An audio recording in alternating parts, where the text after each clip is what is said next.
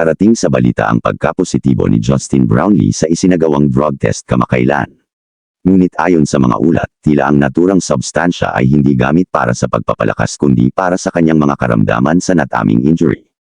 Si Brownlee, na kinikilala sa buong mundo bilang isang kilalang manlalaro ng basketball, ay sumailalim sa isang pagsusuri na nagpakita ng positibong resulta para sa isang ilegal na substansya. Ang mga balitang ito ay agad kumalat sa mga tagahanga at mga manlalaro ng basketball, nagdulot ng mga reaksyon mula sa iba't ibang sektor. Sa kabila ng negatibong opinyon mula sa ilang mga tao, karamihan ay nagpahayag ng suporta kay Brownlee, sapagkat alam nilang ang paggamit ng mga pangunahing manlalaro ng basketball ng mga medikasayon para sa kanilang kalusugan ay karaniwang pangunahing hakbang para mapanatili ang kanilang malusog na pangangatawan.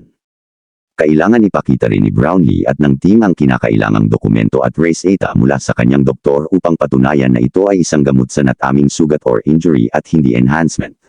Sa mga dokumentong ito, malinaw na makikita na ito ay isang lehitimong medikal na pangangailangan. Sa huli, ang isyong ito ay nagdulot ng malalim na pag-iisip sa kahalagahan ng pagsusuri para sa mga manlalaro ng basketball at iba pang mga atleta.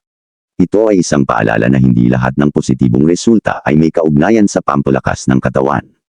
May mga pagkakataon na ito ay para sa pangangalaga ng kalusugan ng mga manlalaro. Sa ngayon, patuloy pa rin ang investigasyon sa insidenteng ito, at tayo ay aasahan ng mga pagsisiyasat at paliwanag mula sa mga kinauukulan sa larangan ng basketball.